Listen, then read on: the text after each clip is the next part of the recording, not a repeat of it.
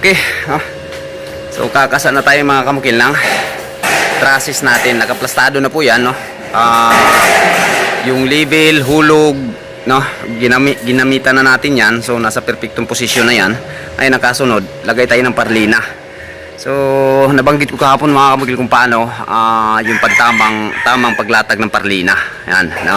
So mamaya pagka ma-plaster na namin to, talakayin natin yan mga kamukil. So pagka ngayon kasi hinahabol namin mga kamukil, kailangan mabubungan.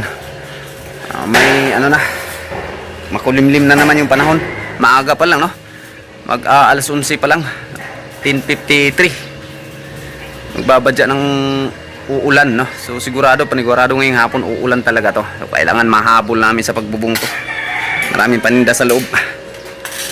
So yung ginamit ko dito mga kamukil, madali ang diskarte, no?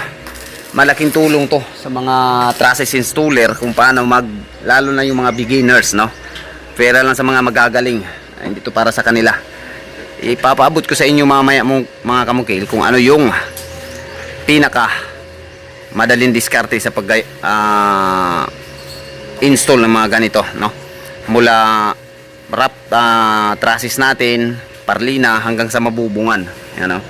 Kung napapansin nyo, ang pagkuha ng eskwala ng roofing, sa isang banda lang ako lagi kumukuha. Ayan, o. Mauuna talaga ako sa perimeter pagka ganito. Ayan, kung napapansin nyo, may tansi papunta doon, no? Ibig sabihin, eskwalado po itong tansi na to. So paglatag natin mga parlina, itong tansi na lang yung susundan natin, no? Didikit na lang natin yung ating dulo ng parlina dyan. O, ito, wala pong gutter ito, no? Katulad ng ganyan, no? Sa kabila nakikita nyo. O, ang nakikita nyo, compare nyo sa kabila, di ba? Mas malapad pa yung natitirang roofing dito sa kabila, di ba? Kaysa dito sa amin. So kung ano yung haba ng parlina natin, dapat magkasing pantay lang din ang ating roofing dyan. Kasi yung mangyayari pagkatulad ganyan, pag malakas yung hangin mga kamukil, aalog-alog yan, no? Maingay yan sa tainga kapag ganyan masyadong ano yung allowance niya sa roofing.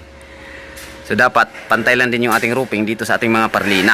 So yung tamang paglatag ng parlina, mamaya talakayin natin. Yan, pansinin nyo muna yung paglalatag ko ng parlina. Okay. So ganito lang kadali mga kamukil, nabuo na namin yung roof framing natin. Yung kulang pag-roofing na lang mamayang alauna pagbalik nila. So ganun po kadali yung diskarte natin. Basta unang ginawa namin dito, pinabrikit muna namin lahat. Tapos sinukat yung mga sukat-sukat. Kailangan accurate, no? Pagka-fabrication, hindi kailangan minamadali. Okay lang magmamadali basta sakto ka na sa kaalaman, no? Importante kasi dito mga sukat-sukat kapag ka-fabrication, yung tamang sukat talaga.